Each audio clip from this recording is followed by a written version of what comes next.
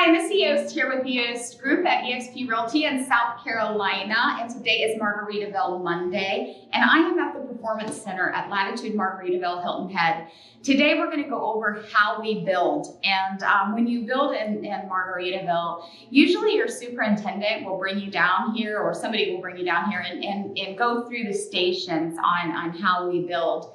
Margaritaville puts a lot of thought into the way that they build their homes, and about the quality of construction and water conservation and energy efficiency and just healthy living. So they really put a lot of thought into all of that before anything is even built on the ground.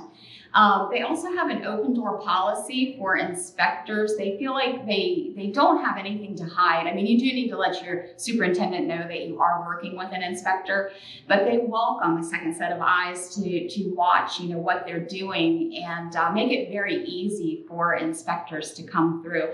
While I'm talking about inspectors, Darren and I do offer up to $400 for outside inspections.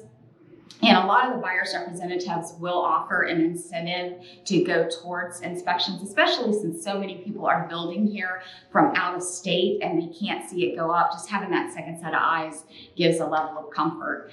So when you come into the Performance Center, they have all these stations set up all the way around. And Darren's behind the camera today. So Darren, can you just kind of turn around and just show them just what all's in here? You have the foundation center, or display. You have the window and how they seal through the window. The home team pest control system, which are tubes that go throughout your house and helps prevent bugs from coming in. Over here, you're going to see more about the insulation and how they use the 2x6s to do the framing, and they use this on all the exterior walls. They also use, you can see this steel cable, which is part of the way that they secure the house to the ground, which helps in high force winds. But probably what I get questions on more than anything is this right here. How do they build the villas? How do they build the cottages? What is in between the villa and the cottage? So this is what's in between the villa and the cottages. You have a set of 2x4s that have R9 insulation in between them back here. And I don't know, Darren, you might be able to see it better. Well, this side here doesn't have it, so this side's where you're gonna have to look at it.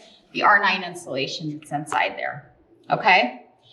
Then you have the dense glass shaft liner panels. And this is part of your firewall. This is your soundproofing. This keeps it from, from the noise. It'll absorb any noises. And then you have the space where normally you would, well, this is the 3/4 inch air space here. And then you have another set of 2x4s. So when you are inside one of the villas or the cottages, you might hear noises from outside, but you rarely hear noises from your neighbor. And people have told me that they'll have the neighbor will have a dog, and maybe the dog is a barker, but they will not ever hear it through their wall. If they step outside of their house, they can hear the dog, but when they're inside their house, they cannot hear it. So that's something that just about everybody that's building a villa or a cottage asks about and wants to know about.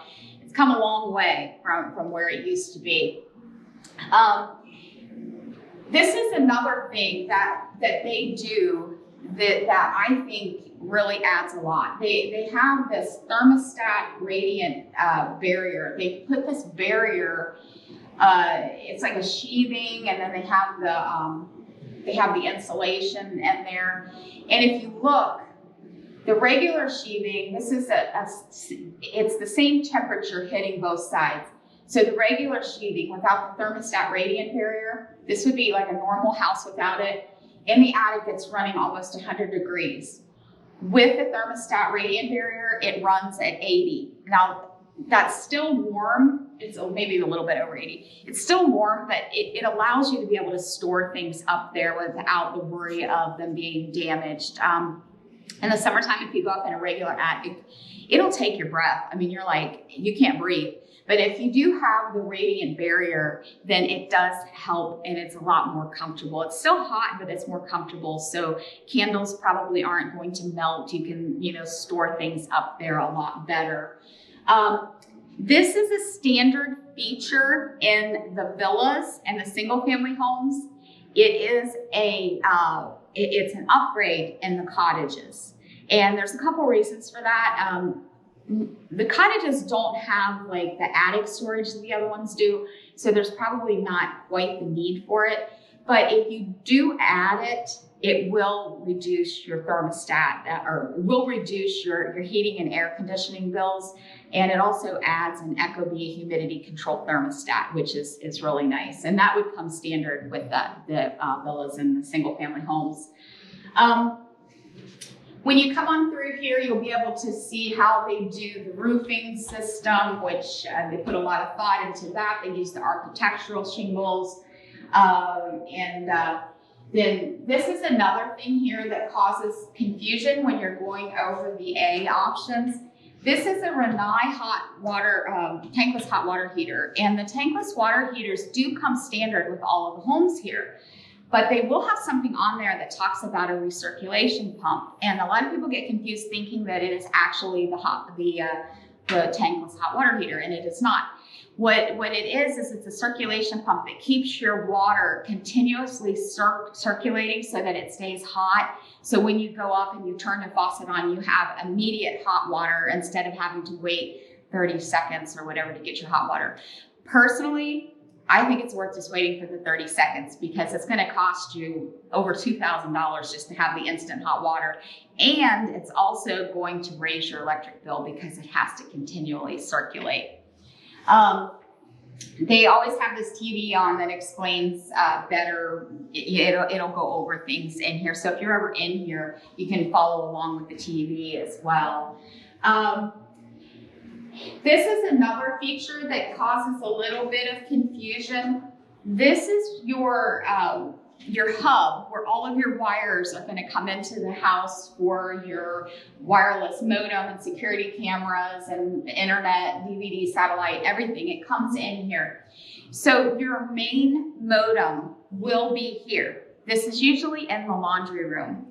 You can add another network jack, like in an office or something like that, to plug in another one directly.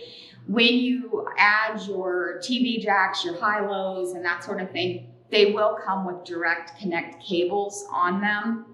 So you would be able to directly connect, and then it comes back to this.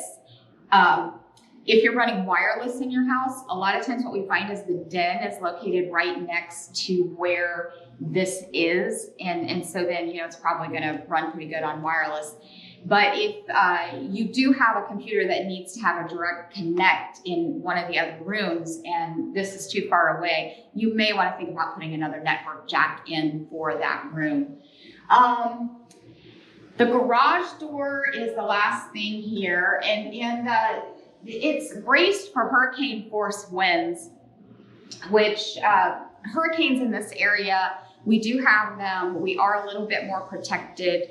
We don't have to have the hurricane shutters and that sort of thing down here. We're not rated for that, so that's good. We're also not considered coastal, so your insurance is less expensive down here, but you do also have to have your named storm and your wind and hail to have full protection, because even though we sit further inland, we still are affected by hurricane winds, just not like, if you were sitting right there on the ocean. So I encourage you, when you come down here, to take a look at the Performance Center, and hopefully you've learned something here today. And if you've got any questions at all, please let us know, write us, put a question below. Happy to answer your questions. And until next time, bye-bye.